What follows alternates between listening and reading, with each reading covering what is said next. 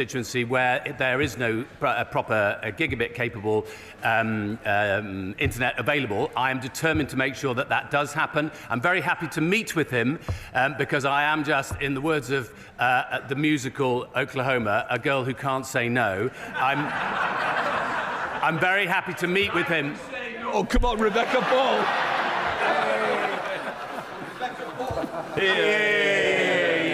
Question number 5, Mr. Speaker. Secretary of State.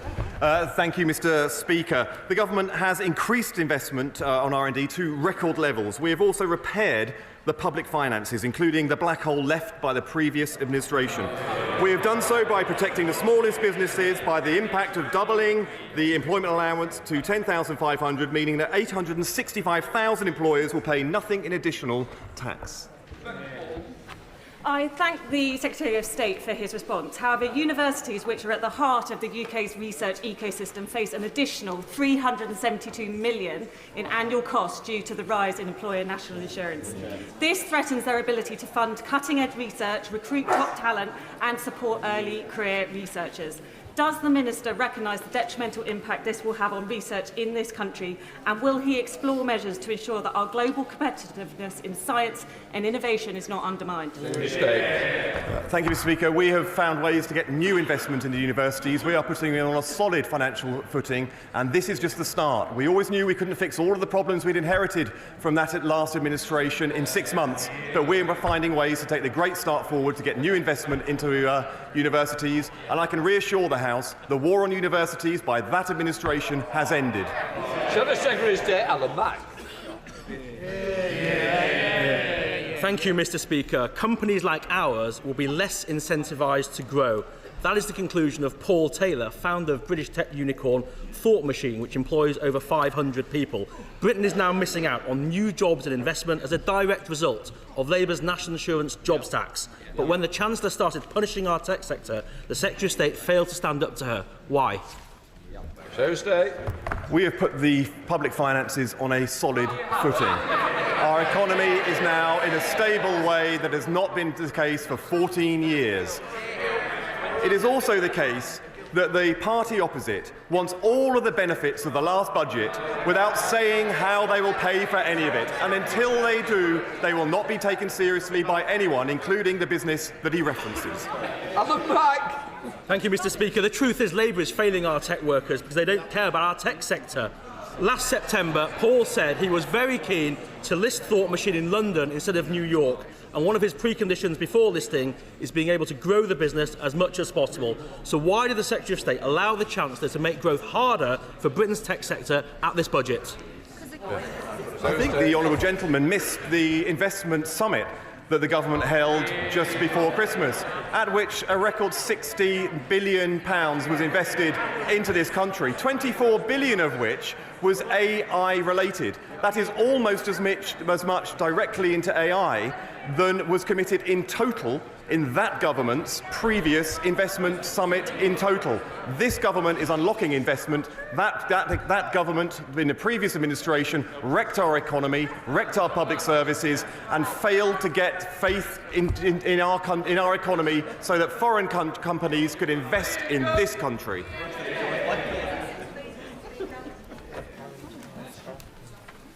Thank you, Mr. Speaker. Just in case the House didn't hear, this government is driving innovation with a record £20.4 billion of R&D investment for 25-26, powering an innovation-led economy across the UK. In Staffordshire, UKRI is backing over £29 million in 70 cutting-edge research and innovation projects. A standout example in innovative UK support for Staffordshire Net Zero Skills for Growth project is equipping the country to seize opportunities in the net zero transition.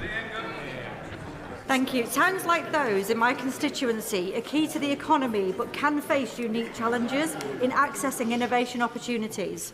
Please could the Minister tell me how she plans to ensure that towns like Stafford and Eccleshall are able to access new jobs, skills, investments and growth opportunities? Minister. I thank my honourable friend for that question.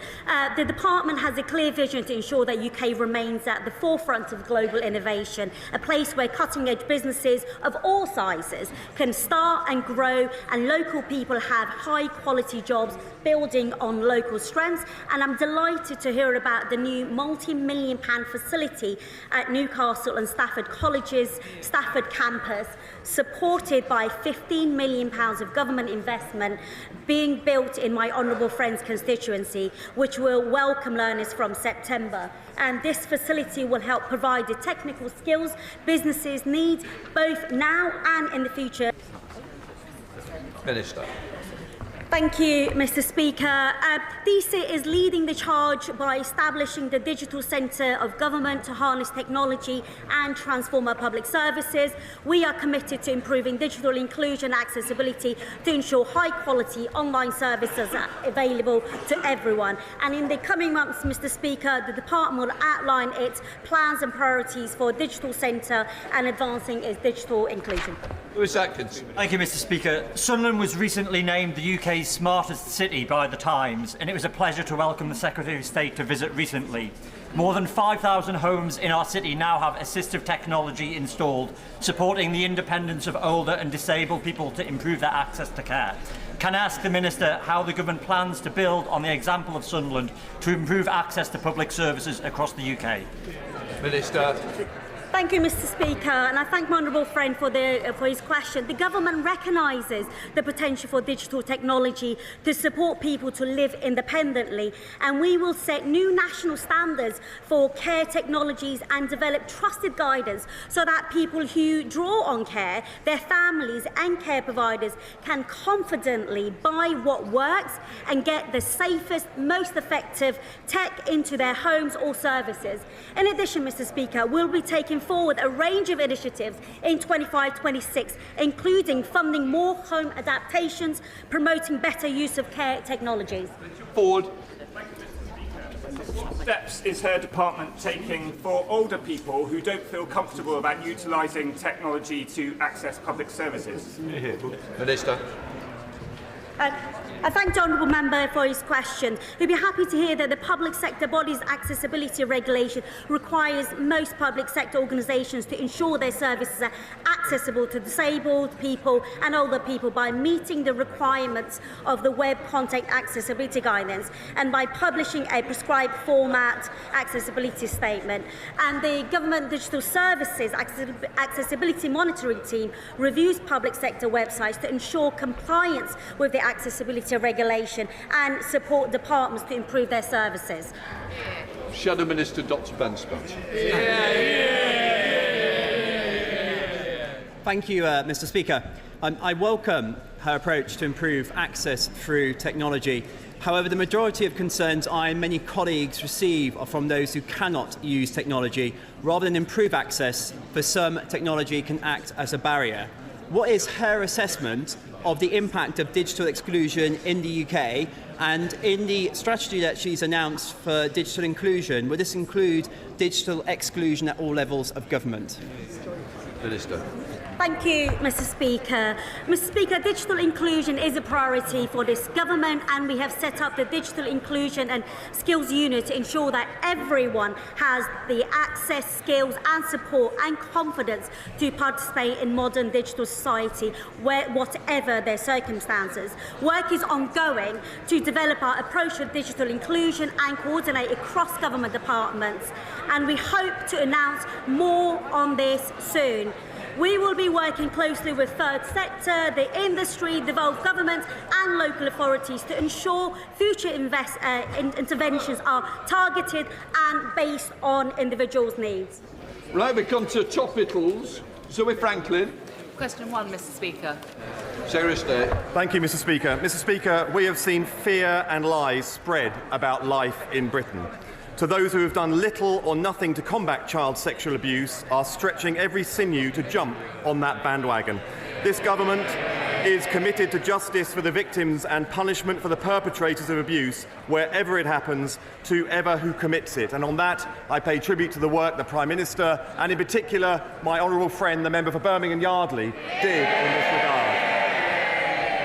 The illegal codes of Ofcom has set out, the legal codes Ofcom set out last month are the single biggest change to online safety for a generation. In 2023, the Lords Digital Committee found that 1.7 million households were without internet. With the forthcoming switchover to internet protocol television, would the Minister outline how they're working to ensure that no one is left behind by that switchover?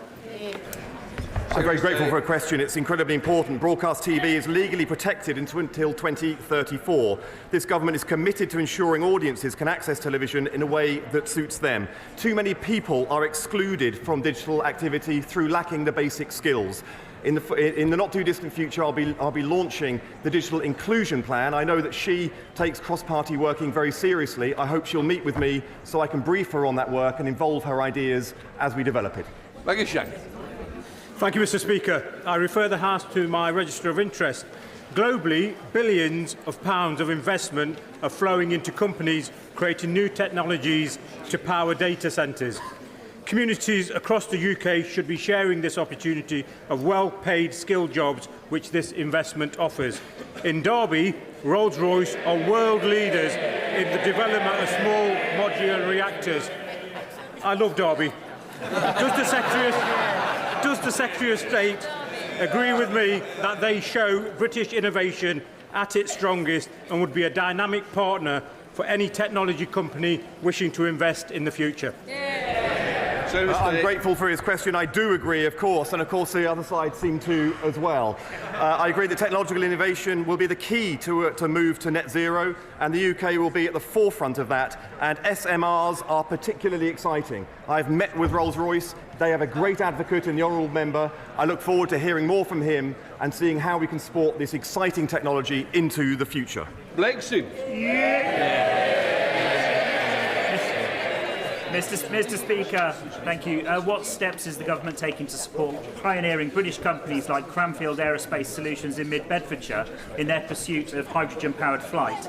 And how will the industrial strategy ensure the UK remains a global leader in sustainable aviation technology?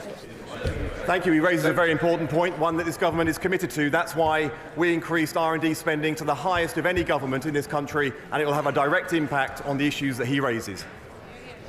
Before we give Prime Minister's questions, I'm delighted to welcome in the gallery the Speaker of the Lok Sabha of India. Right, let us move to questions to the Prime Minister. Neil Coyle. Number one, please, Mr. Speaker. Prime Minister. Thank you, Mr. Speaker. May I wish all members of this House a Happy New Year. And Mr. Speaker, our thoughts, of course, are with those affected by the recent flooding. And we thank the responders who are working hard to keep communities safe. Mr. Speaker, this week we published our elective reform plan to rebuild our NHS and end the Tory backlog. We will deliver where the previous government failed, empowering patients, boosting productivity, more care in the community and incentivising reform. Mr. Speaker, this morning I had meetings with ministerial colleagues and others, in addition to my duties in this House. I shall have further such meetings later today. On behalf of everyone in Southwark, and I hope the whole House, can I offer the Prime Minister condolences on the loss of his brother over Christmas and wish everyone a Happy New Year. Last July, the public overwhelmingly backed Labour's manifesto commitment to halving violence against women and girls. Can the Prime Minister set out how today's vote on the Children's Wellbeing Bill is a crucial step to delivering that promise to protecting children and without the delay of an unnecessary further lengthy inquiry? Can I thank him for his remarks about my brother and the other colleagues who've sent me remarks. Mr. Speaker, he raises a very important issue. Violence against women and girls, abuse, child sexual exploitation are sickening. Many victims have been let down for a very long time by warped ideas about community relations and the protection of institutions. Mr. Speaker, he raises the question of inquiries. There have been a number of inquiries, both national and local, including one covering Oldham, and reasonable people can agree or disagree on whether a further inquiry is necessary.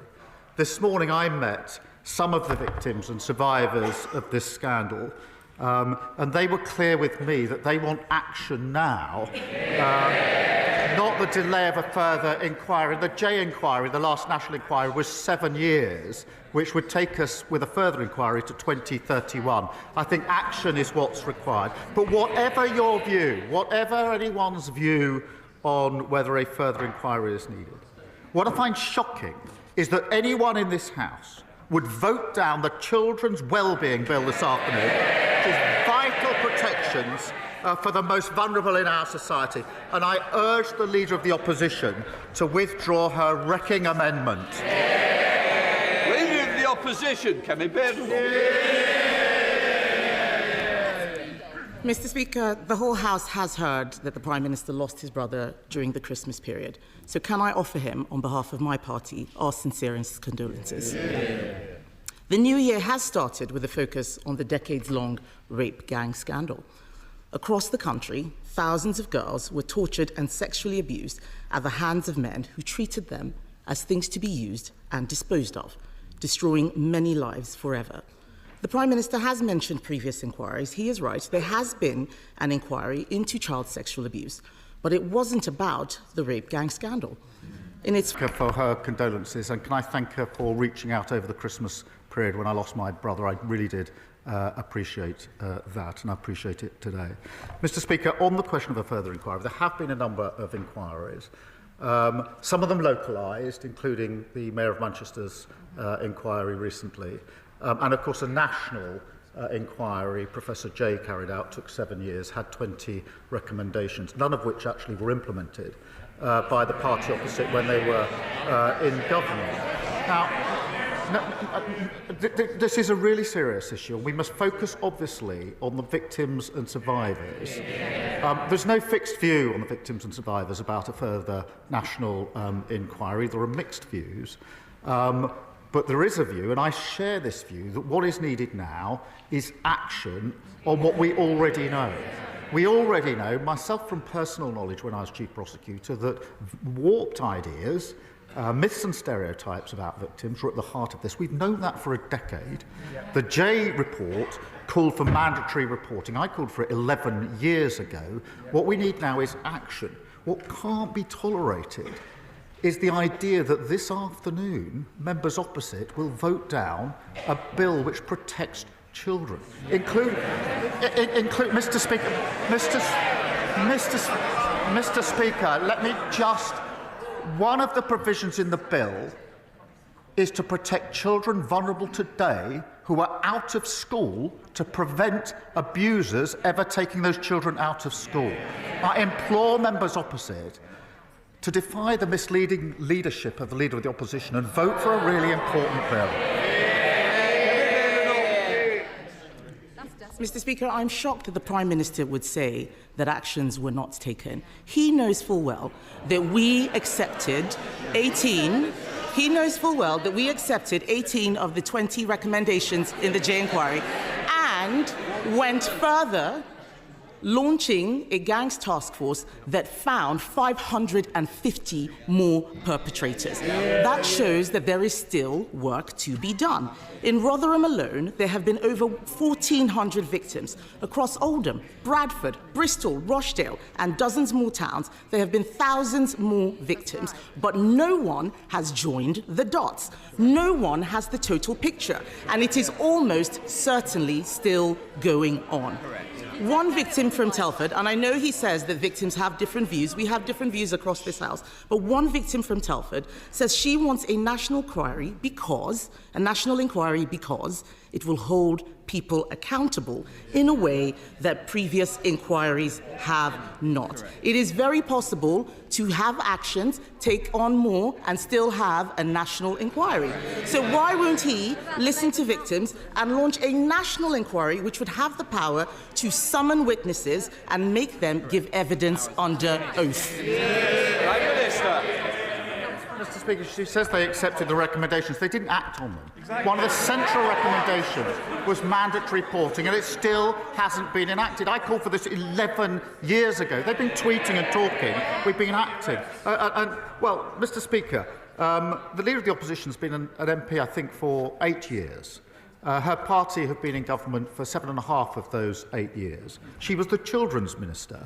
She was the Women's and Equalities Minister. I can't recall her once raising this issue in the House, once calling for a national inquiry. It's only in recent days she's jumped on the bandwagon. Now, Mr. Speaker, in fairness, if I'm wrong about that, and she has raised it, then I invite her to say that now, and I will happily withdraw the remark that she hasn't raised it in this House in the 8 years that she's been here until today. Mr. Speaker, the Prime Minister is being very specific because I have raised this issue. I've raised it in speeches. I've raised it publicly. He knows that as a minister, I would not have been speaking on this specific issue. I was not a Home Office minister, but Mr. Speaker, I will remind him about other victims who came to me who I did help. The victims of the Tavistock scandal who came to me as a minister. I didn't send them away like his safeguarding minister. I made sure, as his Labour Party were calling me transphobic, that we launched the CAS review, which even his health secretary has accepted. So we do right by victims, Mr. Speaker. The reason why a national inquiry is important is because this issue is systemic. It has been involving local and national officials, the police, prosecutors and politicians. He talks about some of the local inquiries, but these interlinked issues cannot be covered by local inquiries alone. In fact, the leaders of the Manchester inquiry resigned because they couldn't get evidence, they couldn't summon witnesses, and not a single person in a position of authority has been held to account. The Prime Minister called for 9 inquiries in the last Parliament. Does he not see that by resisting this one, people will start to worry about a cover-up?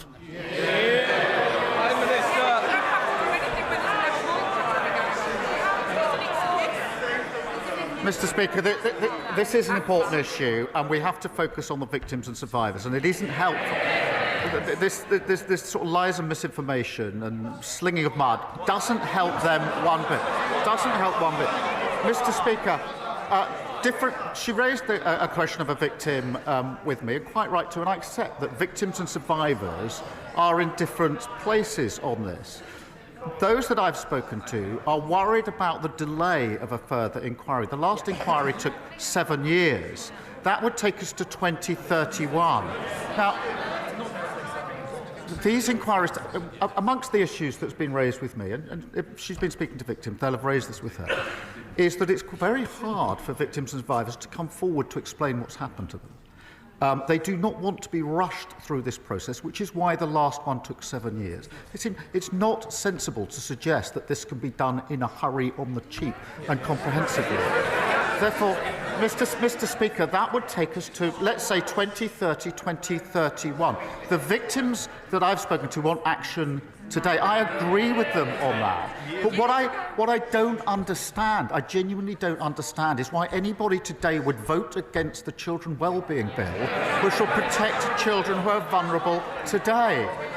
It will kill the bill. It will stop those provisions for children exposed at risk today. I implore them, vote for the bill. Don't wreck this in this misguided way. Mr. Speaker, it is very possible to have shorter inquiries, especially if they are covering areas that have not been looked at yet. We don't need to repeat the work that has already been done. Let's look at new areas. Former Labour MP Anne Pryor said that there were councillors and MPs all over the country who knew what was going on but were terrified of being labelled racist. A national inquiry would ask if there was a racial or cultural motivation to some of these crimes where white girls were seen, as Jack Straw said, as easy meat. The member for Rotherham was sacked from Labour's front bench for speaking out about rape gangs. Does the Prime Minister now recognise that sacking people for telling the truth creates a chilling effect that means victims aren't listened to? Well, I'm very happy to call out anybody who hasn't acted properly in these cases. I've done it many, many times before, and it doesn't matter to me which political party they're in. I'll call them out and I will condemn them. Mr. Speaker, when I was Chief Prosecutor, I took measures to confront this head-on. The first of the mass prosecutions for an Asian gang was in Rochdale. My team came to see me. It put a number of Asian men in the dock. They wanted the green light for the first of these cases to take place. I gave that green light, but on one condition, because it came to my attention that one of the men that was going into the dock had previously been arrested but not charged. And I said, you can bring the first of these mass prosecutions, but only if you look back at the file where we weren't charged and tell me what went wrong with a report so that I can start to put it right. And that's what started the reforms I brought about. So that's the approach I took in practice, whilst others were tweeting and talking. It's the approach I would take now in any case where there's wrongdoing here. But what we've got to do now, Professor Jay has said this, we have had a number of strong findings. There are 20 on the table from Professor Jay. We've got to get on with action. Don't block it this afternoon. Mr. Speaker, we need to focus on what this is really about. This is not about the Prime Minister's work in the CPS. And I would say very respectfully to the Prime Minister, it's not about you, it is about the victims. Be a leader, not a lawyer. We know that people were scared to tell the truth because they thought they would be called racist. If we want to stop this from ever happening again, we cannot be afraid. The Labour Party has adopted the APPG definition of Islamophobia. That same APPG report said talking about sex groomers was an example of Islamophobia. This is exactly why people are scared to tell the truth. And the lack of clarity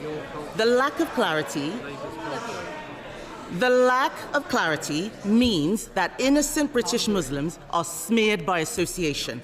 That is not fair, and only a national inquiry can solve this. So will the Prime Minister look again at the Labour Party's adoption of the definition of Islamophobia, its chilling effect, and rule out introducing it in government? Prime Minister.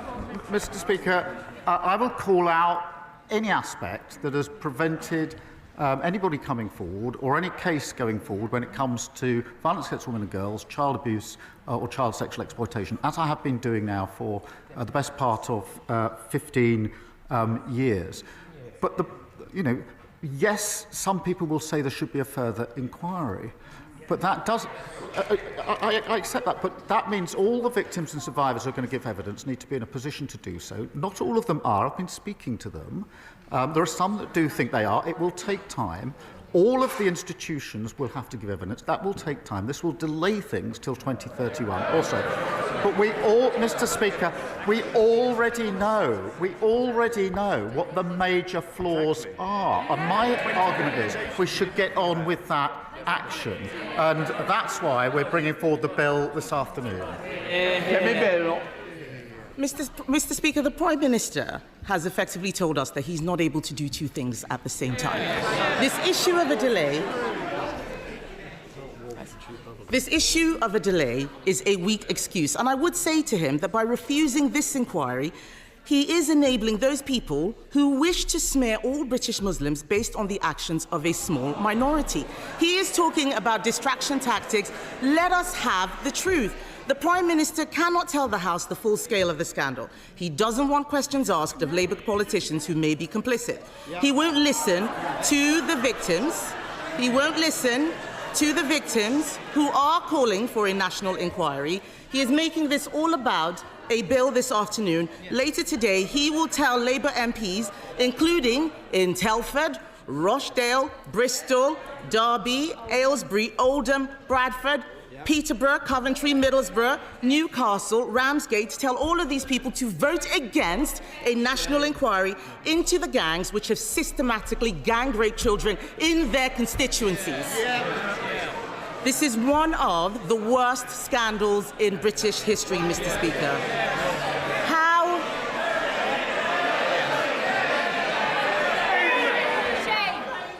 Sorry?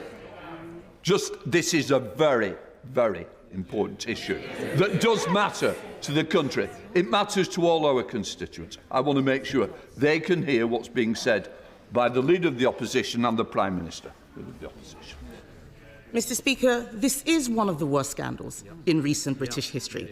But how are they going to explain to their constituents that obeying his whip is more important than doing the right thing?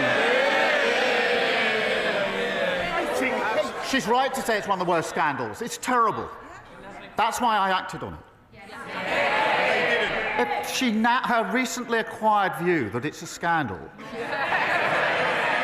having spent a lot of time on social media over Christmas, not once in 8 years did she stand here and say what she's just said. Not once in 8 years.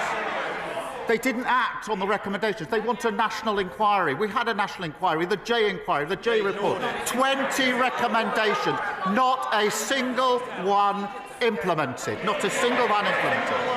And she said you can do two things at once. You can't kill the bill this afternoon, wreck that bill, and protect children. There was Mr. Speaker, there was a dreadful case of Sarah Sharif that everybody will remember. This was the girl taken out of school and abused by an abuser. The bill this afternoon fixes that gap. And I know, I'm looking across, I know there are honourable members on the benches opposite who know very well that what's in this bill is necessary, that it's the right thing to do, and that would want to vote for this bill. I urge them to think twice about following this short-sighted, misguided, bandwagon-jumping approach of the non-leadership of the Leader of the Opposition. I urge them to. Speaker. My constituent, Anne-Marie, and countless other armed forces families across Aldershot and Farnborough are living in shabby military accommodation that simply isn't good enough after 14 years of Conservative neglect. So can I welcome the Ministry of Defence plan to buy back thousands of homes in my constituency? And will the Prime Minister set out how sorting out this bad deal left behind by a past Tory government will make life better for Anne-Marie and others like her living in the home of the British Army? Prime Minister. Can I thank her for her question? And we all owe extraordinary debt of thanks to those who serve. Mr. Speaker, by reacquiring over 36,000 service family homes, including 1,700 in my honourable friend's constituency, we can rapidly transform substandard accommodation.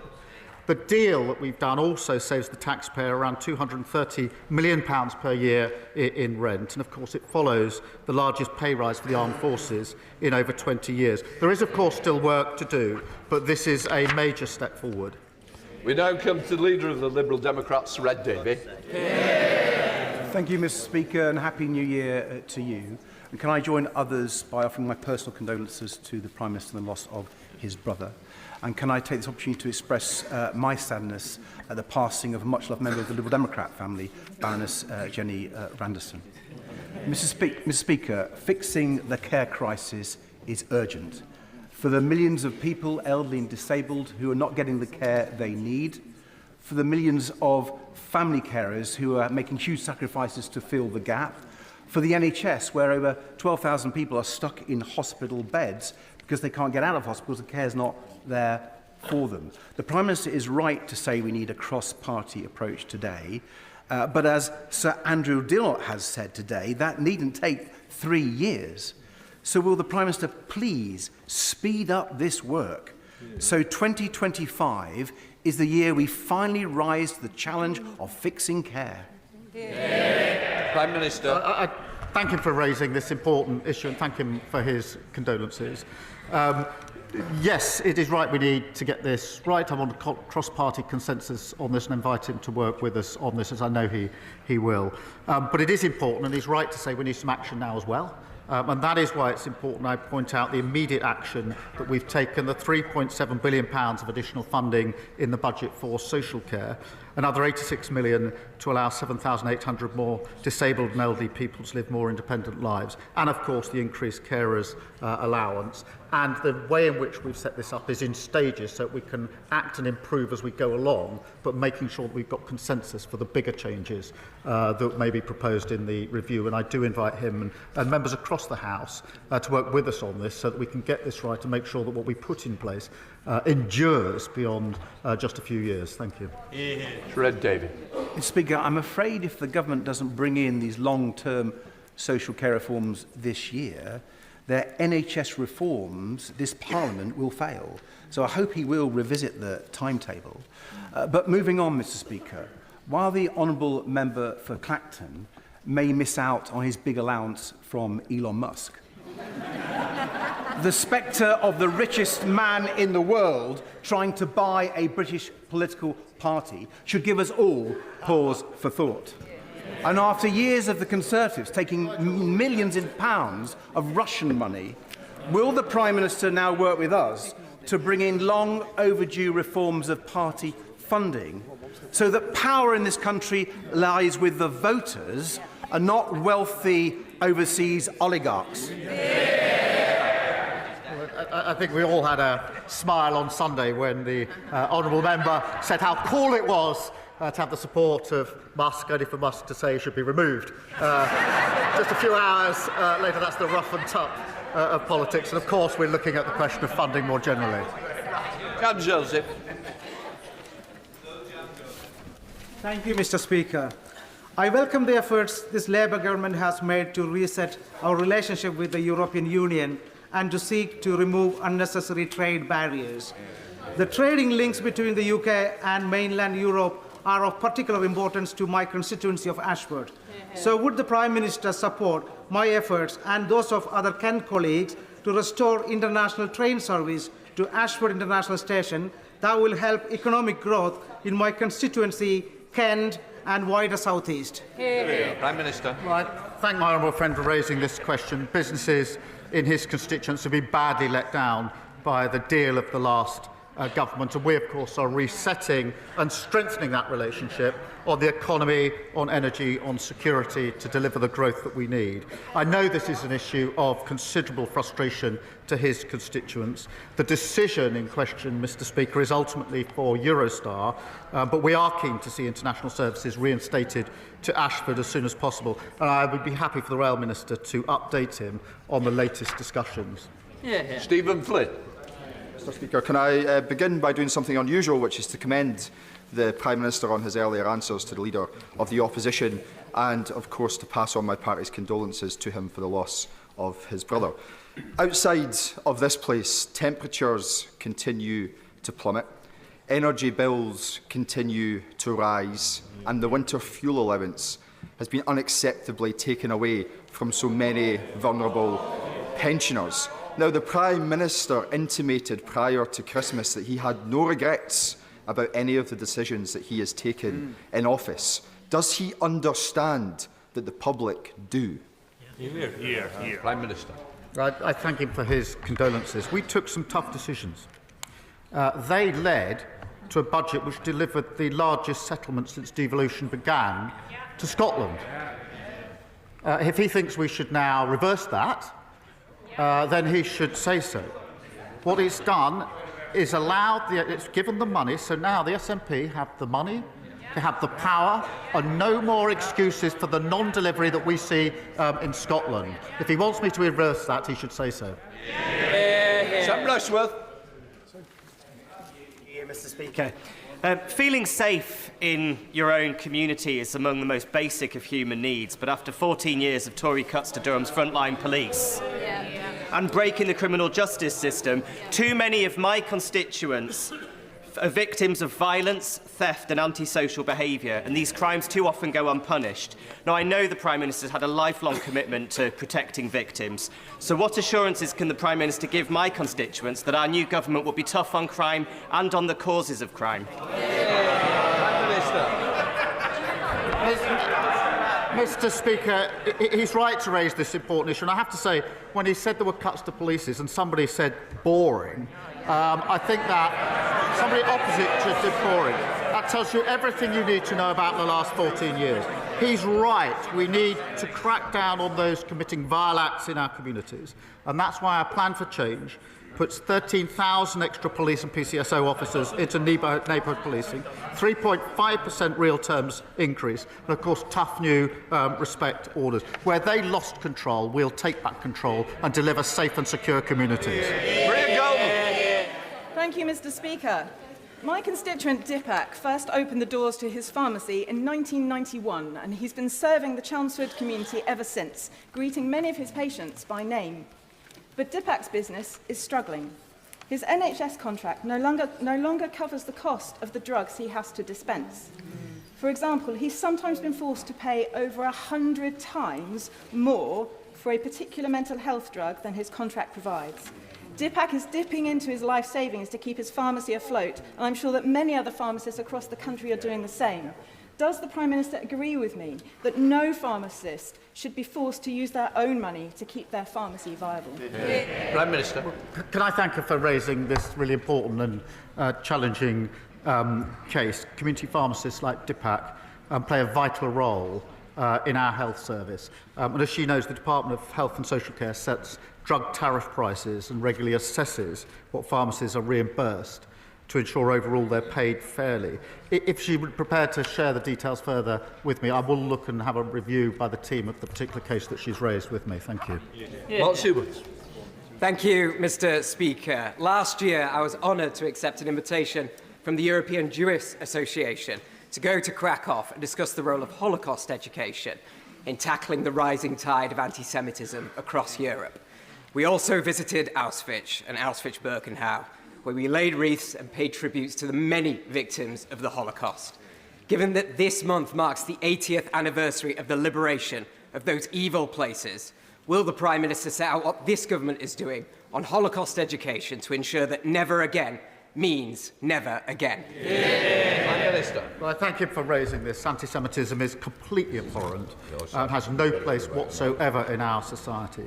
Mr. Speaker, I recently met with Jewish community leaders in Downing Street to discuss what further we can do to combat anti-Semitism, and that includes allocating £54 million for the Community Security Trust to continue their vital work, committing to building a new Holocaust Memorial and Learning Centre, and providing at least £2.2 million to continue the funding lessons from Auschwitz. And I look forward to working with others on those important proposals. Victoria Collins. Thank you, Mr. Speaker. Businesses like Hicks in Harpenden, charities like the Hospice of St Francis in Berkhamsted, health and social care providers like the Elms Medical Practice in Harpenden, a GP, are amongst those up and down this country who are warning the government about the negative impact of the proposed changes to national insurance contributions. When will the Prime Minister heed those warnings and, at the very least, look at exemptions for health and social care providers like they have for the NHS? Prime Minister. Thank you for raising this. Look, we had to deliver a budget to wipe the slate clean and to deliver the stable basis for our economy and at the same time repair our public services. That's why we invested £25.6 billion over 2 years in the NHS, including additional funding for GPs and for hospices. And we are taking measures to ensure that funding is there to support our vital services. Mr. Speaker, every week I visit constituents in my Hackney South and Shoreditch constituency living in the most appalling, overcrowded social housing, some with triple bunk beds in the bedroom and the parents on a sofa bed in the living room. The nearest available property to buy would be £500,000, and it's out of the reach for these hard-working families. I really welcome our government's commitment to 1.5 million new homes. Will the Prime Minister agree that we need clear targets for the number of social housing units so that families in Hackney can live in dignity? Prime Minister. I'm grateful to her for raising this, and she describes an appalling situation when it comes to housing, and one will be familiar to a number of MPs on both sides of the House. And that's why we will deliver the 1.5 million homes that we desperately need across the country. She's right, and the budget announced 500 million into the Affordable Homes programme, which is hugely important, 100 million of that going to the Greater London Authority. And we will also, Mr. Speaker, reform the right to buy to deliver a fairer, better value, a more sustainable scheme where long-standing tenants can buy their own home. Andrew George. Thank you, Mr. Speaker. In Cornwall, in the last 10 years, over £500 million has been handed to holiday homeowners through various tax loopholes, etc., whilst local families are being evicted from their homes to make way for yet more holiday homes as the housing crisis deepens and worsens. The 6 MPs in Cornwall are determined to reverse this situation and to address these issues before the end of this Parliament. Will the Prime Minister agree to meet us so we get the full backing of government and deliver first rather than second homes for the good of Cornwall and the Isles of Scilly? Prime Minister. I thank you for raising this. We are committed to building those 1.5 million homes, and that includes 4,500 new homes every year in Cornwall. But I do recognise the point he makes, which is that excessive concentrations of short-term lets and second homes in places like Cornwall can impact the availability and affordability of homes. That's why we'll enable councils to charge a premium on the council tax bills of second homes, abolish the furnished homes let regime and introduce a registration scheme for short-term lets. But I am happy to make sure that he and his Cornish colleagues do get the meeting they want with the Housing Minister to discuss that further. Joyce Benton-Glenn. Thank you, Mr Speaker. This government is committed to using the criminal justice system to tackle violence against women and girls. But when an abuser can use a child custody battle to continue their abuse, as happened in the case of one of my constituents, it's clear that we need to raise the issue in the civil courts too. Will the Prime Minister please look at ending the absurd assumption that a domestic abuser's involvement in a child's life is advantageous to their welfare? Prime Minister. Yeah, absolutely, and he's right, Mr Speaker. Family courts must never be a tool that domestic abusers can use to continue their appalling abuse, and that's why we're expanding the number of new Pathfinder courts to provide dedicated support to survivors and protect the welfare of children. We are reviewing the presumption of parental involvement and we'll set out our position in due course. And I'll make sure that he meets the relevant minister to discuss this further. Christine Jolly. Thank you very much, Mr Speaker, and can I associate myself with the remarks of the Liberal Democrat leader and others today. Happy New Year to everyone, but 2025 is already proving a challenge for many of my constituents. Pensioners, families, small businesses, the hospitality industry, GPs, social care, as others have said. They know that the SNP has failed to deliver for Scotland. They hear when the Prime Minister says that the Conservatives left the economy in a mess, and they know that governments make difficult decisions. But what they are asking me is, when is this government going to do something positive for them to overcome the negative impacts they're facing from the budget? Prime Minister. Thank you very much. Can I just address something I should have addressed to our leader, which is to express our condolences about Jenny Randerson. I apologise, I overlooked that earlier on. She raises the point about the failure of the SNP and the legacy of the Tories, and I'm proud that this Labour government delivered the largest budget settlement for Scotland since devolution, and that means, Mr Speaker, in answer to a question, 100,000 workers in Scotland benefit from the increases from the national minimum and living wage each year. An estimated 3.2 million people in Scotland will benefit from the extension of the 5p cut in fuel duty. And it comes, of course, on top of the 125 million set up Great British Energy in Aberdeen. And it reinforces the point. They've got the powers, but a terrible record. They left a terrible legacy. We're getting on for delivering for Scotland. Josh Newbley. Last year, this Labour government delivered justice for members of the Mine Workers Pension Scheme. 45,000 members of the similar British Coal Staff Superannuation Scheme are keen to see their £2.3 billion investment reserve returned to them, which could boost coalfield communities like mine and Cannock Chase. Will the Prime Minister meet with retired miners, trustees and coalfield MPs to discuss what could be done for BCSS members up and down the country? Prime Minister. Right, thank you for raising this issue. I was pleased, Mr Speaker, that the first increased payments to Mine Workers Scheme members were made at the end of November. I do understand the strong feeling on the British Coal Staff Superannuation Scheme, which is why the Minister for Industry met the trustees last year, and we will be working with the coal staff trustees to consider their proposals once the new Mine Workers Pension Scheme arrangements have been agreed. Thank you, Mr Speaker. Mr Speaker, first of all, we had a Chancellor who embellished her CV, then we had a Transport Secretary with a fraud conviction, and now we've got an anti-corruption Minister who is being investigated for corruption. Now, I know the Prime Minister likes living in free accommodation, but does he really think it's appropriate that his Minister is being given free housing by the political allies of some very dubious foreign regimes? Prime Minister. Mr Speaker, the City Minister has acted appropriately by referring herself to the independent adviser. We brought in our new ministerial code to allow ministers to ask to establish the facts, and I'm not going to give a running commentary on that important exercise. Tonia Antoniazzi.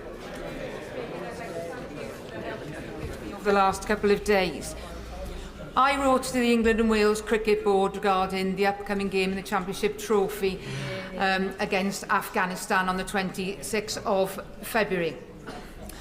I have met with the ECB and we are calling for the game to be boycotted. I thank everybody for the support that I've had across this House and also at the other place.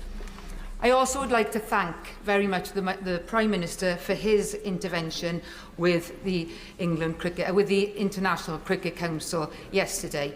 But would he please agree to meet and talk to his counterparts in South Africa and Australia that they boycott the games as well? Mr. Speaker, there's been an appalling erosion of the rights of women and girls in Afghanistan. And we all should condemn that suppression of freedoms in the strongest terms. And that's why we provided additional aid, at least 50% of which we're going to women and girls. DCMS are in touch with the international counterparts on this issue. I welcome the England and Wales Cricket Board making strong representations to the International Cricket Council on Afghanistan's women's cricket team. Final question to Roger Gale. Thank you, Mr. Speaker. Mr. Speaker, setting aside the matter of grooming gangs, the opposition amendment on the order paper today sets out very clearly why the bill that we shall be debating is so very deeply flawed. And if it is to become an act of Parliament, it will have to be completely rewritten in committee.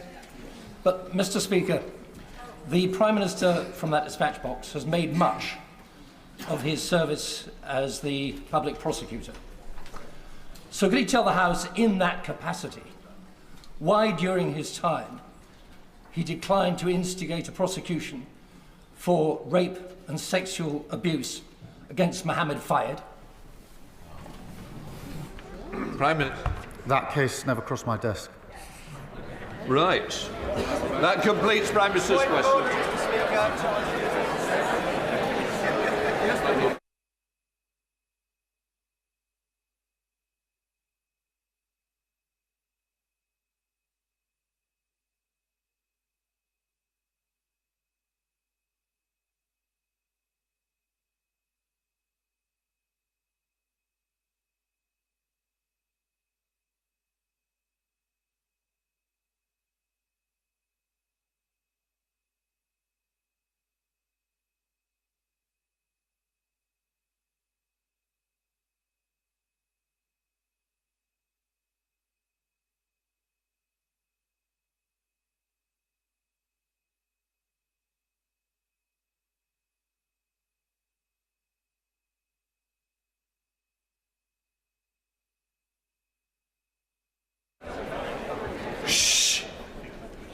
Point of order, Paul Holmes. Thank you, Mr. Speaker. On a point of order, during an answer about police numbers, the Prime Minister said that someone on this side of the House shouted boring. Can I correct the record following a request from Hansard that I actually said bingo because of repetitive and overused cliches that the Prime Minister was using during PMQs? Well, I would say you've corrected the record. The thing is, I wouldn't have wound up in the way you did, but there we are. Let us move on. Right, let us come to the 10-minute rule bill. Rupert Lowe. Thank you, Mr. Speaker. Mr. Speaker, I beg to move that leave be given to bring in a bill to prohibit quantitative easing, to prohibit the government from indemnifying any losses that may result from quantitative easing, and for connected purposes. The purpose of this draft legislation is to ensure that the state is as economically accountable to the people as the people are to the state. To do this means terminating the state's ability to debase the value of money through practices such as quantitative easing, which are not an option for the individual. Clipping, sweating, plugging and cutting are forms of coin debasement either by government or by individuals. The most famous modern UK example was the Great Debasement between 1544 and 1551, when Henry VIII reduced the gold and silver content of coinage by use of base metals such as copper in order to fund his bacchanalian overspending and wars with France. It has been a common feature of government behaviour over the 5,000 years of trading history of gold and continues today in the form of quantitative easing. With no gold standard to constrain unproductive investment and direct capital to sound and profitable investment ventures, policymakers have today become obsessed with short-term stimuli centred on the performance of stock and bond markets. Central banks have become uncontrolled, unconstrained and reckless in their pursuit of delivering non-stop, unsustainable global growth driven by credit. QE is what third world dictators used to indulge in shortly before their currencies descended into chaos, but has now become a mainstream tool to avoid the Darwinian reality of capitalism. History is littered with examples of governments, dictators and kings abusing their hard-working citizens. The Roman coinage in their ascendant years was bolder, larger and widely accepted, but reduced in size, weight and content as her empire waned. John Law's Mississippi scheme in France in 1716 to 1720, when he and the Duke of Orleans, who was regent for Louis XV, presided over an establishment-backed scheme on the premise that paper money was preferable to gold or a metal-backed currency, and shares were a superior form of money as they paid dividends.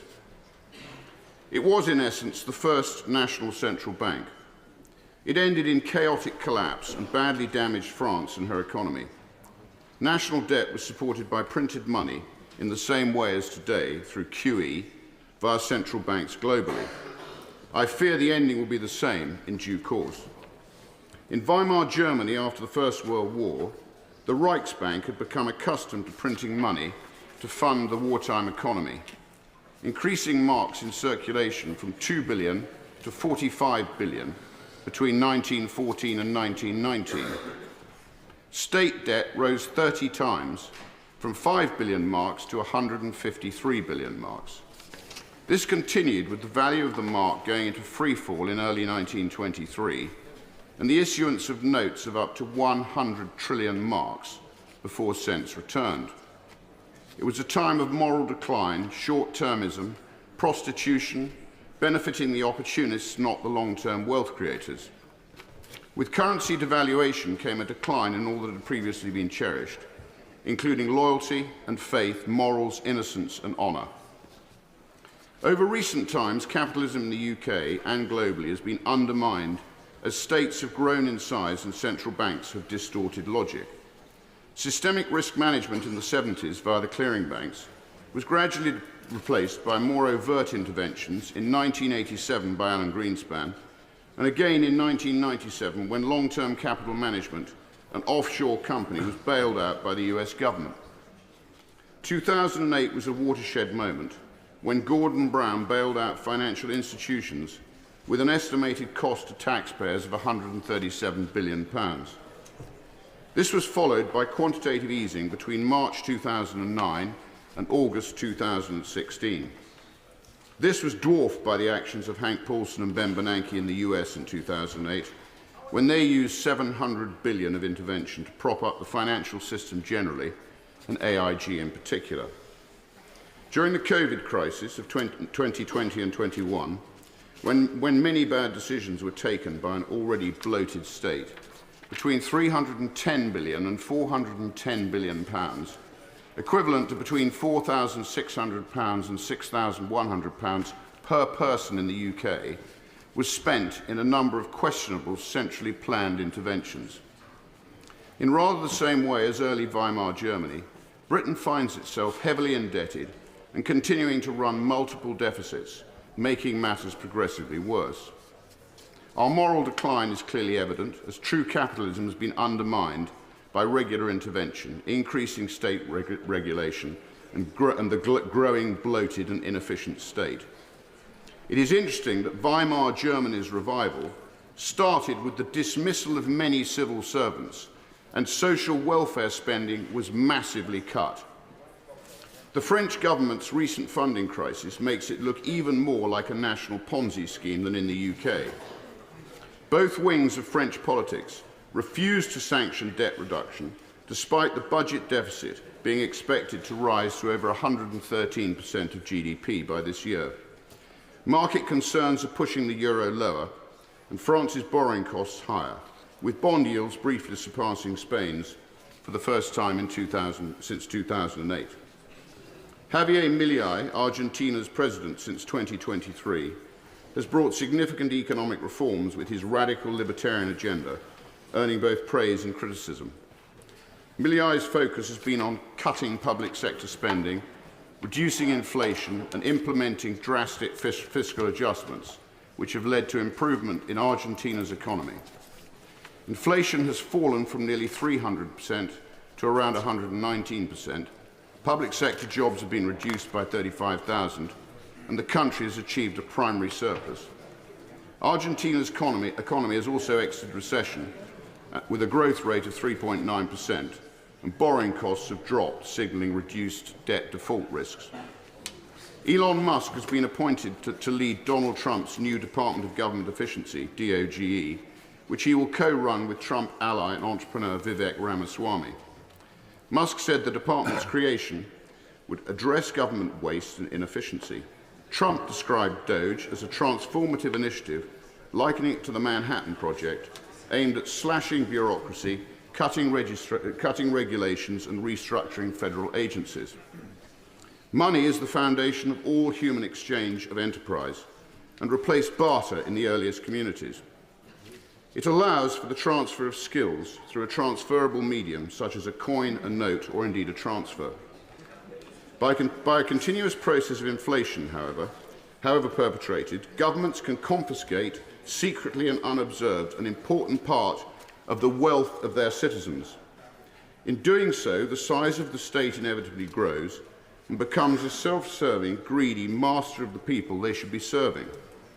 Common sense, logic, and human relationships among working people are inevitably undermined, and there is a general moral decline in society. Taxes should be transparent, justifiable, and simple. The cost of government should be covered by taxes alone, which limits the growth of excessive statism. Gold has historically been the standard store of value and protection against currency debasement for over 5,000 years. It's interesting that profligate governments always denigrate gold holding, and holding it is often banned by governments in crisis who have deceived their electorate. The words of President Woodrow Wilson after he signed the Federal Reserve Act should serve as a warning to all of us. I am a most unhappy man. I have unwittingly ruined my country. A great industrial nation is controlled by its system of credit. Our system of credit is concentrated. The growth of the nation, therefore, and all our activities are in the hands of a few men. We have come to be one of the worst ruled, one of the most completely controlled and dominated governments in the civilized world. No longer a government by free option, no longer a government by conviction and a vote of the majority, but a government by the opinion and duress of a small group of dominant men. Friedrich von Hayek, an eminent Austrian school economist, said, "I do not think it's an exaggeration to say that history is largely a history of inflation. Usually inflation's engineered by governments for the gain of governments.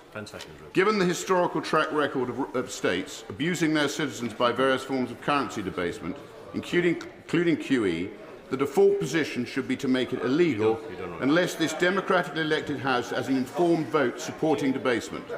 This bill seeks to achieve this position, and I commend it to the House." That the honourable member have leave to bring in the bill. The question is that the honourable member have leave to bring in the bill. As many of that opinion say aye. Aye. The contrary, no. I think the ayes have it, the ayes have it. One of us has got to sit down, Rupert. I've got to do my bit. You're coming back on in a minute, don't we? So, who will prepare to bring in the bill? Mr. Speaker, Richard Tice, Jim Allister, myself and others. You've got to name them. You can't not name them. It's McMurdoch. And me. And a one, right, OK. Say Ed David. Put Ed David down. Put Rachel. Rachel from the Council. Maybe Rachel Reeves, I don't know. Can you just read now the names for clarity so that Hansard's got it? Tice, Jim Allister, James McMurdoch, Lee Anderson, and myself. All right. It's a shambles. Absolute shambles.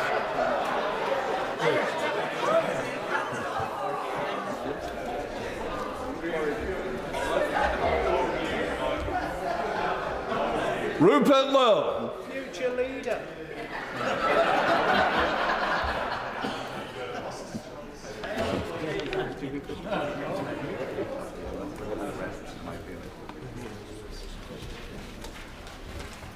Quantitative easing prohibition bill.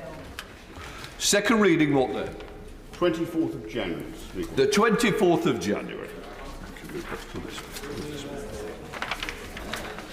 Right, the clerk will now proceed to read the orders of the day. Children's Wellbeing and Schools Bill, second reading. Now. Right. The reasoned amendment in the name of the Leader of the Opposition, Kemi Badenoch, has been selected. The Minister will now move the second reading. Secretary of State Bridget Phillipson. Thank you, Mr Speaker. I beg to move that the bill now be read a second time. Mr Speaker, in the week in which we return to this House and our children return to school, I am proud to be the Secretary of State for Education in a truly child-centred government. The actions I take, the decisions I make, they are always in pursuit of what is best for the children of this country. And that starts, Madam Deputy Speaker, with keeping them safe. And after little more than 6 months in power, we are delivering the change that is many years overdue. No more lessons learned, no more paper pushing, no more foot dragging. It is time for government to act. And this government will act with the urgency our children deserve and our country demands. So, Madam Deputy Speaker, this bill puts forward bold new measures to keep children safe.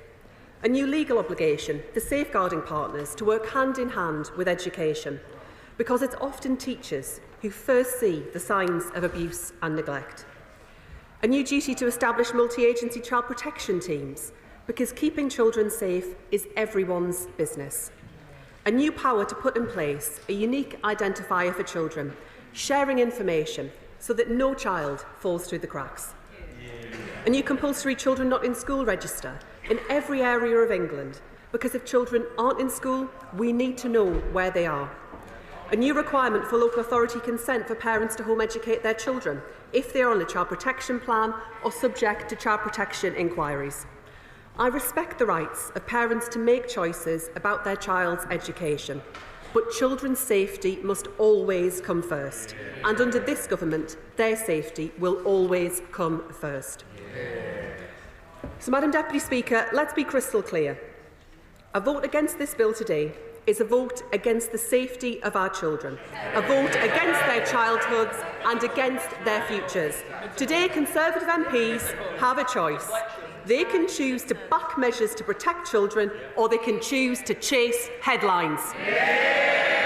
They can choose to transform the lives of the most vulnerable young people in this country, or they can choose to sacrifice their safety for political gain.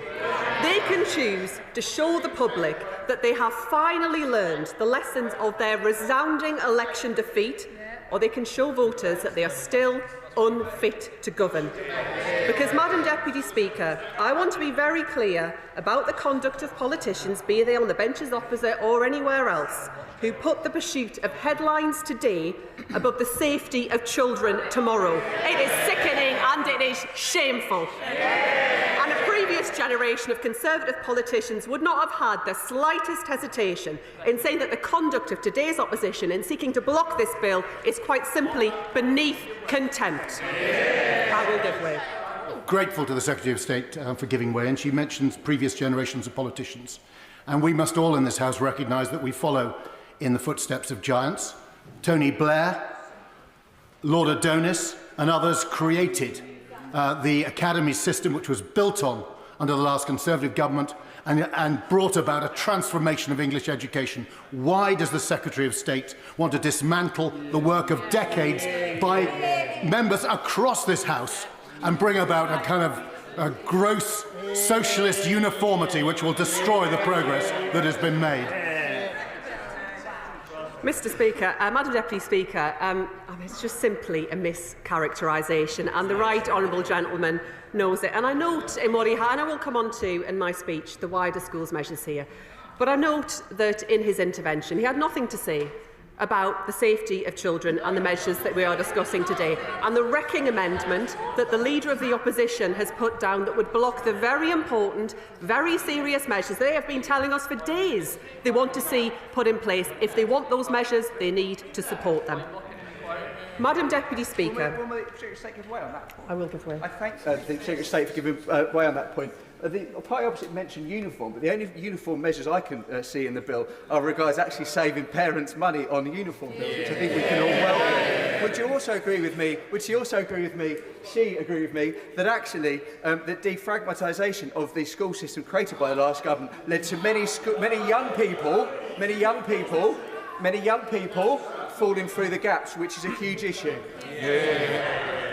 Madam Deputy Speaker, I will come on to the wider point in my speech around collaboration, which I do believe is crucial across the school system. But my honourable friend is right to draw attention to the really important measures in this legislation that will put more money back in parents' pockets, cutting the cost of school uniform and bringing in breakfast clubs in primary schools across our country. Madam Deputy Speaker, this is child-centred legislation through and through, legislation that backs parents to do the best for their children. This government is on a mission to break down the barriers to opportunity, driven forward by the Plan for Change unveiled by the Prime Minister in December. The Children's Wellbeing in Schools Bill is a huge step forward in that journey of reform, starting with child safety and building from there. It's an agenda for excellence, for safe and secure childhoods, because healthy and happy futures are built on nothing less. It's an agenda for excellence, for high and rising standards, because we will accept nothing less. It's an agenda for excellence, for a top-quality core offer in all of our schools, because parents demand nothing less. It is an agenda for excellence because every child in this country deserves nothing less. And it is what mission-led government is all about. Child-centred action across departments, between professions and through partnership. Madam Deputy Speaker, what matters about families is not the shape that they have, but the love that they give. And that's why back in October, we announced the expansion of our work on fostering and on the trialling of a new kinship care allowance. It's why in November, I came to this House to set out the biggest reform of children's social care in a generation. It's why this government then backed those changes with almost £300 million of investment, including the biggest ever investment in kinship care. And it's why today I return to this House to cement our reforms in legislation, to build a children's social care system that is forward-looking, excellence-driven and child-centred. Our first priority is to keep children together with their families wherever it is safe to do so. So the bill mandates all local authorities to offer family group decision-making. With the guidance of skilled professionals, families with children at risk of falling into care will be supported to build a plan that works for them. And we're strengthening support for kinship care so that vulnerable children can live with the people they know and trust wherever that is possible. But despite the best efforts of all involved, some children will inevitably need to enter care. So we must reform the system so it works for them. And I know that members here right across this House share my outrage at the excessive and exploitative profit-making we have seen from some private providers. It is shameful, it is unacceptable, and it will end. I will give way. I thank my right honourable friend for giving way, Madam Deputy Speaker. And I know she has a good head on her in numbers. Will she be doing some evaluation of the cost and benefits of investing in things like kinship care to save not just the cost to the child, but also the cost to the taxpayer of otherwise expensive child social care? My right honourable friend is absolutely right, and through my time with her on the Public Accounts Committee, I learned all too well the importance of those principles. What I would say about the work that the previous government did in this area is that they did have work underway to understand not just the benefits that come to children where they can stay close to those who are able to care for them best, but also the spiralling costs and the need to take action. What we didn't, however, see from that government was action, and today that is why we are making sure we deliver better for our children. And this bill gives government, through the Secretary of State, the power to introduce a profit cap. And providers should take note. We won't hesitate to use this power to protect our most vulnerable children. Children must always have somewhere to live if private providers unexpectedly collapse. And that's why this bill introduces a new financial oversight scheme to increase transparency and strengthen forward planning. Children need support when they leave care too. So with this bill, we will require all local authorities to offer emotional and practical support through the Staying Close programme. Support to find a great place to live. Support to access the right services at the right time. Support for care leavers to go on to live healthy and happy lives. The Children's Wellbeing in Schools Bill provides the safe and secure foundation that all children need. And it builds on that foundation too, with urgent reform to all of our schools, so that every child can achieve and thrive. That means schools at the beating heart of their communities. That's why this bill legislates for free breakfast clubs in every state-funded primary school, so that children get a welcoming, softer start to the day. Schools where children come together to eat, learn and grow. It's good for attendance, it's good for attainment, it's good for behaviour. And I'll give way to my own. Can I thank my right honourable friend for giving way? Before my election, I spent nearly 20 years as a secondary school teacher, seeing firsthand the devastating effects of food poverty on children's health, concentration and academic performance. I welcome the introduction of free breakfast clubs in primary schools, which will improve child health and learning outcomes in England, as seen in Wales. However, I urge further action to ensure all children can thrive.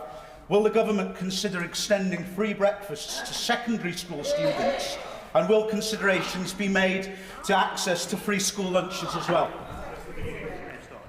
Madam Deputy Speaker, I would say to my honourable friend that of course we will always keep further action under review, and it is through the Child Poverty Task Force that I'm co-chairing with the Work and Pensions Secretary that we are considering what further action is required to make sure that families have more money in their pockets, are able to increase their income, and that we take action, because the growing numbers of children that we have seen in poverty in our country is a source of national shame, and members opposite are responsible for that record. Madam Deputy Speaker, school uniform is important for building a sense of community as well, but too many families tell us that the cost remains a heavy burden. So our bill limits the number of branded items that schools can require pupils to have, putting money back in parents' pockets. I want children in school and ready to learn, and that's why the government's plan for change sets a milestone for record numbers of 5-year-olds reaching a good level of development. It's vital for giving every child the best start in life, but that's just the beginning, because I want high and rising standards for every child in every school. That is one of the surest ways we can break the link between background and success for millions of children. That matters for every child, not just a lucky few. Life should not come down to luck. And when governments forget this, it's not the children of members opposite who lose out, it is working class kids across our country. And I know that better than most, and I'll take no lectures from the party opposite on what it takes to deliver better life chances for working class kids. I thank my right honourable friend for giving way, Madam Deputy Speaker. Reported figures for 2022 and 2023 show an increase in the proportion of children living in low-income families and no change in the proportion of children living in absolute low-income families. Does the Minister agree that this legislation will actually improve the household finances of families and the life chances of children in my constituency of Wolverhampton West? Absolutely, Madam Deputy Speaker. It will put hundreds of pounds back into the families' finances and back into parents' pockets by cutting the cost of school uniform, by introducing breakfast clubs in every state-funded primary school. But we recognise, Madam Deputy Speaker, that there is so much more that we need to do, because child poverty scars the life chances of far too many in our country. For giving way, and I'd like her to comment, if she could, on the issue of falling rolls in some parts of this country at the present time, particularly in London, which means that most local authorities then take the option of unfortunately closing the school, which is very damaging to the children and to local communities. Clause 50 of the bill appears to give her powers to do some degree of intervention where we could perhaps downsize schools to keep that sense of community school, which is so important, particularly in the poorest parts of many London boroughs. Is she able to give us some hope of intervention to ensure we keep community schools? What I would say to the right honourable gentleman is that there are a number of provisions within this bill that deal precisely with that challenge that he raises. We do recognise that here in London, but shortly right across our country, there are challenges that come of falling rules and of making sure that we manage that process properly. It will require schools to work together with local councils and to collaborate to manage admissions and place planning, and it will also require decisions about how we make best use of the school's estate. It's why we've started a process of encouraging primary schools to bid into open primary-based nurseries. The recent pilot programme for that closed, and we were delighted to see so many applications. But I think there is also an opportunity to think about how we use that space that is opening up through falling rules to create additional provision for children with special educational needs and disabilities so that they can go to school much closer to home and with their friends in their local communities. Madam Deputy Speaker, there has been a welcome consensus that a high-quality state education should be the right of all children. That consensus has helped innovations from Ofsted to the national curriculum to academies to stand the test of time, as governments of all parties have driven reform. Academies, introduced by the last Labour government and expanded by the party opposite, have been instrumental in raising standards in our school system. They have delivered brilliant results, particularly for the most disadvantaged children, and they will continue their record of excellence under this Labour government. Yet this consensus must not stifle progress. And while the party opposite did make some progress over the past 14 years, it must reckon with its many failures. 1 in 4 children leaving primary school without meeting the expected standard in reading, writing and maths. Tens of thousands of children not securing good maths or English GCSEs. 1 in 5 children regularly absent from school, unable to learn if they aren't there, holding back their classmates when they do return. Hundreds of thousands of children in schools that perform poorly year after year. Protecting the foundations should not mean that we don't build on them. And after a decade, and I say a decade because I know members opposite will remember a time when they too had an Education Secretary determined to deliver reform, a decade of stagnation, now is the time to press on and once again deliver for our children. That is what members will see in this bill, a respect for the fundamentals, twinned with a drive to go further to deliver high and rising standards for each and every child. Because, Madam Deputy Speaker, we inherited a system that was too fragmented, that too often incentivised harmful competition over helpful collaboration. And I give way to the Honourable Lady. Thank you very much. And you talk about a lot of important statistics about how our children are developing, but also their mental health and wellbeing is very important. So would the Secretary of State consider a national wellbeing measurement to help look at those and really look at how we can improve the wellbeing of our children? I welcome the Honourable Lady's interest in this area because, like her, I share the concern about the growing numbers of children in our country who are deeply unhappy and about the growing challenge that we see around mental ill health and wellbeing. There are far too many children who are not receiving access to the timely support that we need, and we are looking very carefully at the issue that she has identified. I will give way. I thank the Secretary of State for giving way. On the point about children's welfare and making sure that children start the school day in the best position to learn, I want to thank her for bringing forward the plans for breakfast clubs, not only so that children can be ready to learn because they've had a good meal, but also so that they have that ease into the school day so that they can be set up to learn. Does she agree with me that this will benefit young children to learn better, particularly kids with special educational needs? I agree with my honourable friend, and we have been led by the evidence on this, and the evidence is very clear that not only is this a measure that provides real support to parents at the start of the school day, but it also delivers real benefits for children in terms of their learning, their development, academic outcomes and behaviour. And I'm delighted that in April we will start rolling out the first pilot schools across schools, including schools serving children with special educational needs and disabilities, to demonstrate the difference that this Labour government will make to children's life chances. Madam Deputy Speaker, forgive me, the honourable gentleman. And I'm sure everyone in this House shares her objective of ensuring that children get the best education, have the best educational outcomes possible. But why then is she dismantling the infrastructure which has delivered improvements? Why specialist schools, schools able to attract the best teachers, schools able to tailor the curriculum to the children that they have? Why does she want to dismantle that if the point is that she wants to improve educational standards? Madam Deputy Speaker, I just have to say to the honourable gentleman that it just isn't the case, and I would invite him to read the bill, and I will come on to further measures that we are setting out. Madam Deputy Speaker, if we believe that every child deserves the best, that every classroom deserves a top teacher, that every state school must be a great school, then we can't have excellence for some children and just fine, just okay for the rest. No, we need all schools working together to deliver national high-quality core offer for all children with the flexibility to innovate beyond that, so that parents know that wherever they live, whatever their local school, this government is their child's greatest champion. The best schools and trusts do incredible work day in, day out, and I pay tribute to them. They are engines of innovation, civic leaders. Collaboration and improvement are central to their success. They prove excellence already exists in the system. Now is the time to spread it to all schools. And that doesn't mean no competition. Competition can be healthy, a spur to excellence.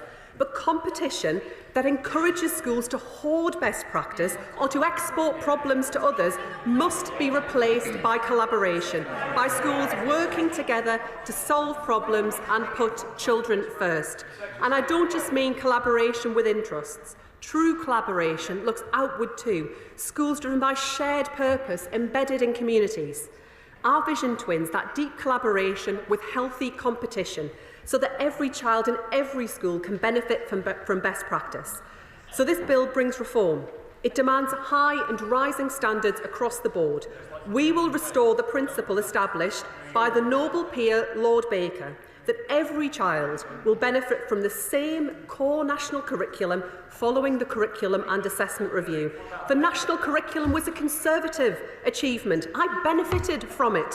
And this is a legacy that now this Labour government will bring back for every child, giving every parent the confidence in standards they deserve. And every child will be taught by an excellent, qualified teacher who has undertaken statutory induction, supported by giving every school the flexibility to create attractive paying conditions offers to recruit and retain excellent teachers, and backing the schools already doing this to keep it going. Now, I will give way. Thank you very much indeed. And I agree, as would everybody here, that we want excellent standards for all schools. So can I ask why one of the ideas this side of the House had, which is if it was a failing school, new management would go in to increase the standards, and yet the opposite sides and the Secretary of State now wants to dismantle that? I'd call that vandalism on our education system. No, Madam Deputy Speaker, and I would invite the right honourable lady to look carefully at the measures that are here. We will not hesitate to intervene in failing schools, but actually we'll intervene a lot sooner than they did in schools that are coasting. Those that fall short of the statutory level of intervention will see regional improvement teams in their schools driving up standards. Madam Deputy Speaker. Madam Deputy Speaker, where there is failure in the system, where schools are not delivering the standards that every child deserves, we will act. But that action will always be guided by what's best for children in those schools. That may well be academisation. It may be targeted intervention to drive change in practice and drive up standards rather than structure. So this bill will convert the duty to issue academy orders into a power to better deliver high and rising standards for all children, strengthening the range of ways through which failure can be tackled. There can be no excuse for fixating on structures, not on standards, because what matters, Madam Deputy Speaker, is what works. So this bill also ends the presumption that new schools should be academies, giving local authorities the freedom to deliver the schools that their communities need. That includes the ability to open new special schools, something that members right across this House know is a major challenge that we face. And this government will work tirelessly to make sure that all children with special educational needs and disabilities receive the support that they need to achieve and thrive. The last government left this in the too difficult box. We will tackle it and make sure that all of our children get a great education. Secretary of State for giving way. She mentions special schools, and all members across this chamber will have postbacks filled with far too many children not getting the support they need, whether they're at special schools or otherwise with their mental health. Will she agree to consider putting a mental health professional in all of our schools, including special schools, so that our children's wellbeing can be improved, including their mental health? I share the Honourable Lady's concern about the mental health challenges that many of our young people are experiencing, and we are committed to rolling out mental health support right across our schools. What I would also say on the wider challenge that we see around support for children with special educational needs and disabilities, I want to make clear to this House that the reform that we do need to engage in this area, the change that is required, is complex and it will take time. And I invite members across this House to work with us on the change that is required, her party and others, in order to get this right, because for far too long, children with special educational needs and disabilities have been failed by this system. Parents have lost trust and confidence in it, and it is bankrupting local councils. I'll give way to my honourable friend. Can I thank my honourable friend for giving way? She's spoken about academies and various other forms of schools. Can she confirm that there is nothing at all in this bill that would result in a teacher in any school getting a pay cut? Honourable friend brings a wealth of experience to this House as a teacher, and I know that teachers will want to hear what this will mean for their pay. So I will reiterate today that the measures in this bill and the changes that we will bring forward to the school teachers' pay and condition documents in the following remit will not cut teachers' pay. I will give way. Secretary of State for giving way. She's spoken about her focus on standards. Well, the Free Schools programme has driven up standards across the country. So why was one of her first actions to threaten 44 free school projects developed by parents, pupils and communities? And will she lift that veil of uncertainty over them?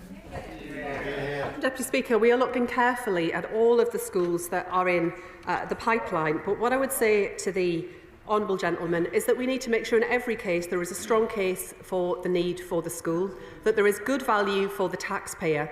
And, you know, we have inherited an enormous challenge where it comes to the public finances, and we have had to make difficult decisions because of the £22 billion black hole that he and his party left behind, and the right honourable lady opposite, who's chuntering away, was in Cabinet, in the Treasury and responsible for overseeing all of this as Chief Secretary. Madam Deputy Speaker, returning to support for children with special educational needs and disabilities, we will improve inclusivity in mainstream schools while ensuring that specialist provision can cater for those with the most complex of needs. The changes this bill brings are underpinned by our wider reforms to drive improvement. New school report cards to give a full picture of a school's performance. New regional improvement RISE teams to draw on the excellence in our system and bring schools together to spread good practice and to challenge underperformance. Accountability and inspection should be a galvanising force for improvement, a catalyst for quality, raising the floor of success, not lowering the ceiling of ambition. Not to drag schools down, but to lift children up. It is about them. It is always about them. I will give way. grateful for the speech that my right honourable friend is making, not least the opportunity to raise standards for children with disability, children experiencing anxiety and children who have got care experience as well. Will she look at the role that local authorities can play in building that collaboration and ensure that they've got the funding that they need? Because the last government hollowed them out, and yet they've got a crucial role in raising those standards and supporting schools. Madam Deputy Speaker, I agree with my honourable friend that we do need to make sure that local authorities are working with schools, with health, with other partners in their area. And through the last budget, we were able to deliver additional investment into our local councils, and we want to see a much greater focus and priority on early help, early support and prevention, because we know that's where we make the biggest difference to children's lives. I will give way a final time and then I'll conclude. Secretary of State for giving way. I was Chair of Governors of the 15th Academy and welcomed Sir Tony Blair in 2008 to that academy in Northampton to show him the benefits of the freedoms for governors to act with regard to the national curriculum, with regard to pay and conditions, and with regard to innovation. I think Sir Tony Blair and Lord Adonis will actually be horrified by these changes that will restrict those freedoms to innovate and to improve, and I think it's a great, great shame. He's not wrong. Madam Deputy Speaker, that is a total misunderstanding of the bill, and he shouldn't seek to speak for others in this regard. What I would say to the honourable gentleman is that we are restoring academies to their core intended purpose, driving up standards for the most disadvantaged children in our country, with innovation spread wherever we can do that.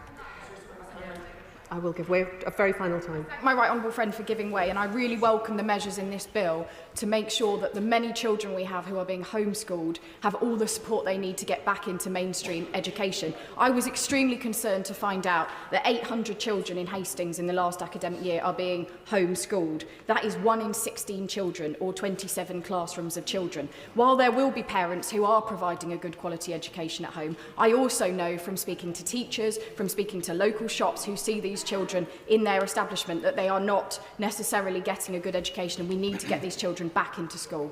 Yeah. I agree with my honourable friend, and I recognise the challenge that she faces in her constituency and that we see right across our country. We have seen a big increase in the number of children being home educated, and whilst I respect the rights of parents to make that choice, I think there are a complex range of reasons why many parents are now making that decision. There are questions around how we support our children on their mental health. There are wider challenges on the SEND system. But let me be absolutely clear to the House. All children, when they are not in school, when they are being home educated, must have a good level of education. And we cannot allow the situation to continue where we do not have visibility of where children are, where they slip between the cracks. And we will ensure through this legislation that where there are child protection investigations underway or a child protection plan, local authorities will be able to decline that request from parents, because we all sadly know what can go terribly wrong when we fail to step in and protect children. I'm afraid I'm concluding now. Madam Deputy Speaker, we are bringing together the system's many parts into a collaborative, coherent whole with children at its heart. And our ambition to support children doesn't stop here. We expect to bring forward further legislation when parliamentary time allows.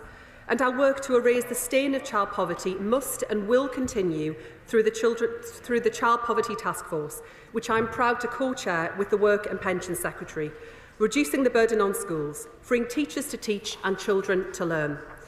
Today is about action. And so, Madam Deputy Speaker, when my colleagues from across this House read the bill in all its detail, they will find running through its 60 clauses one golden thread, one common theme, one objective, one common cause. It's not structures or ideology. They'll find no pet projects or stale dogma. They'll see that our focus, Madam Deputy Speaker, is firmly on children. Their life chances are the aim. Their protection is the objective. Their success is our common cause.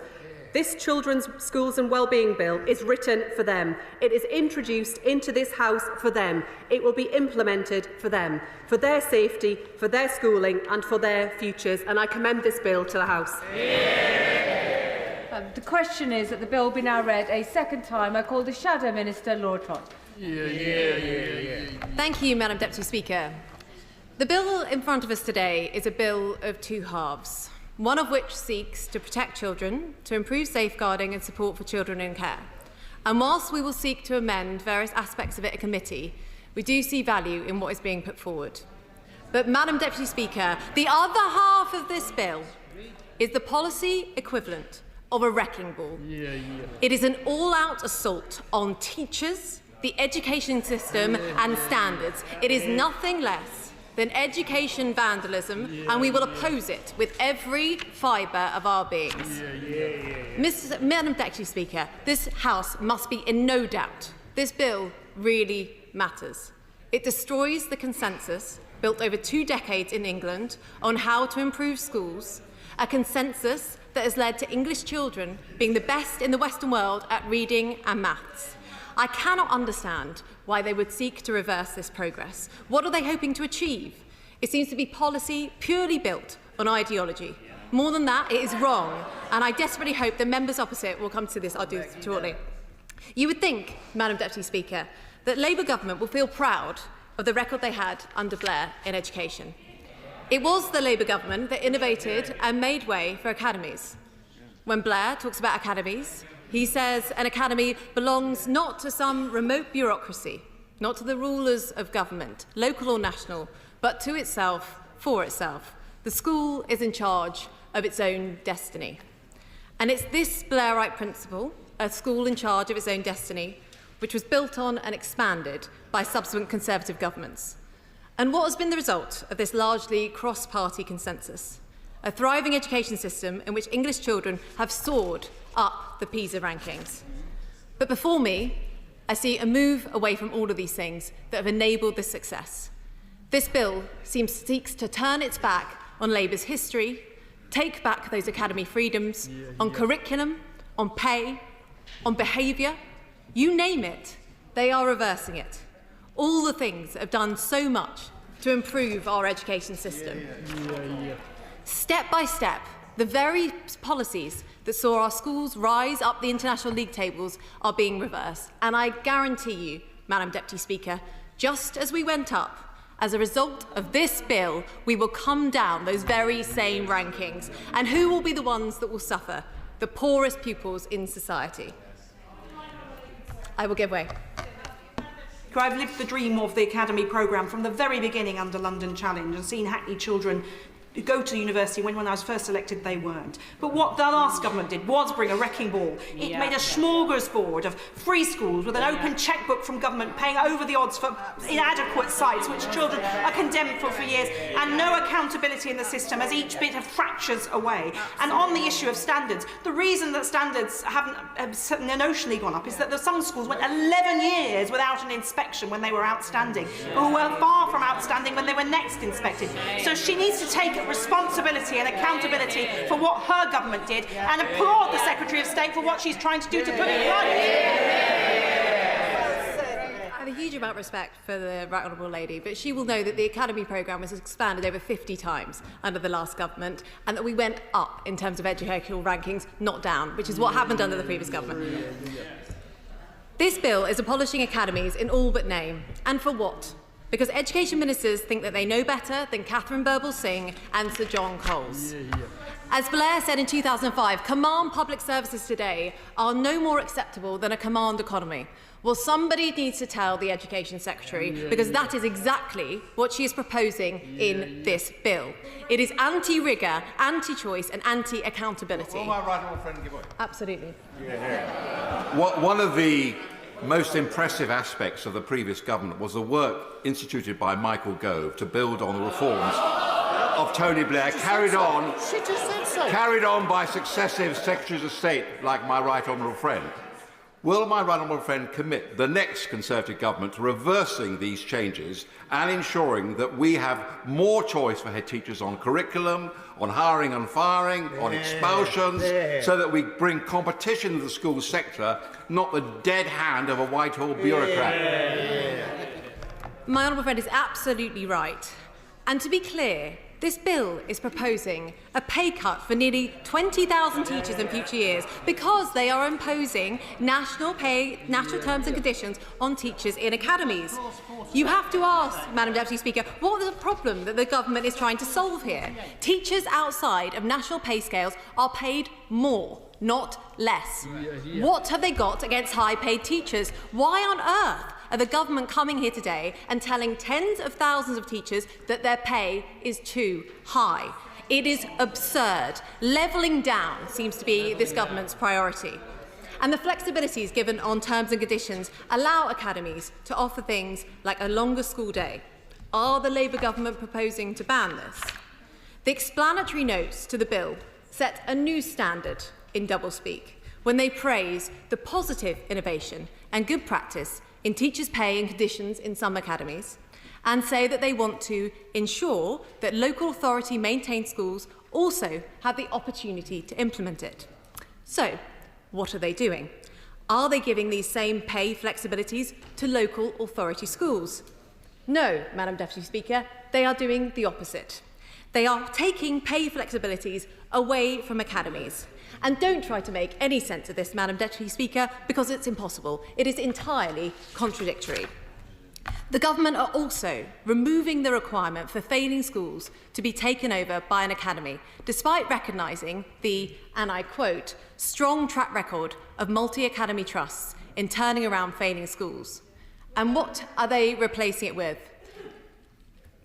They mention regional school improvement for standards and excellence, so-called RISE teams, officials sitting in the Department for Education, but in another breath, they've said that these teams are not going to be involved in failing schools.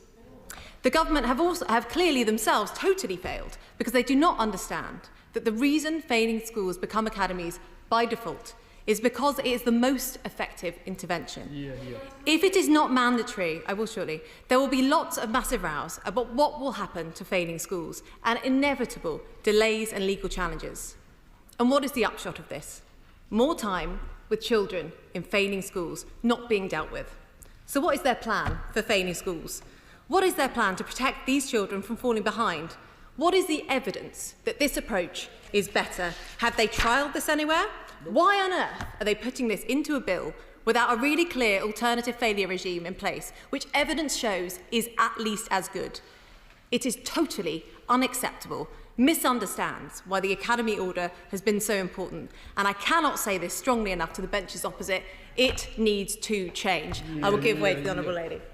Grateful for the Honourable Member for giving way in this point. Will she concede that the academisation process has meant that the off-rolling that we've seen up and down this country has led mostly to the crisis we have in SEND? And actually that is the whole point of how the academy systems have apparently improved standards. No, they haven't. They have decreasing inclusion. Can you please show us how the accountability system has helped our children that are now stuck at home because they have been off-rolled? Well, I'm glad that the Honourable Lady has confirmed that the Labour Party is indeed anti-academy. It goes on, this bill. Rampant centralisation in search of a cause. Why are they making all the schools follow the national curriculum? Where is the evidence that there is a problem with this? Why are they putting in place sweeping powers to direct academies on unspecified things? What possible justification do they have for this? They say in the notes this is to prevent unreasonable use of power. I say, look in the mirror. I'll give a vote to the Honourable Director. I'm grateful to my right honourable friend for giving way, and she's mentioned pay and power. And I think they lie behind this because it's the education unions have opposed every step in the way under the last Labour government and under the last Conservative government. And we have the dinosaur tendency, of which we just heard from the Honourable Lady opposite, showing that they viscerally dislike freedom of academies and they turn their face against the transformation of educational outcomes, not least for the poorest, because of ideology rather than a genuine commitment to the child. Sadly, I think my right honourable friend is absolutely correct. I see no other reason why the academy provisions in this bill would be in place. It actually says in the explanatory notes of the bill that the primary aim of this legislation is to make the education system, and I quote, more consistent. This, Madam Deputy Speaker, is at the heart of the problem today, because more consistency does not a better education system make. This is a classic Labour argument, one size must fit all, lobbing the tops of the tallest poppies. God forbid that schools might be able to innovate and learn from each other. Teachers might have freedoms in the classroom to try new things, backed up by a regulator which rigorously inspects and identifies failure, because that is an excellent education system. A system which aims solely for consistency is not. A system of command and control, stifling teachers, suppressing innovation, everything decided in an office in Whitehall, far away from the classrooms. Same old Labour, consistency for all and excellence for none. I will give way to the Honourable Lady. He has referred repeatedly to command and control and consistency as if the latter were a problem. The Right Honourable Lady was presumably part of the government which sought to use academies as a mechanism by which to literally control individual schools from Whitehall rather than having the individual involvement of local authorities. The whole point of academies is to drive up standards by freeing it from state control. The bill undermines all of this, which is why it's abolishing academies in all but name. I urge members opposite to actually look at what the education part of this bill will do. Look at the Labour history under education secretaries like Lord Donis. Don't destroy something that the Labour Party helped build. The government must get rid of the academy elements of this bill. They will not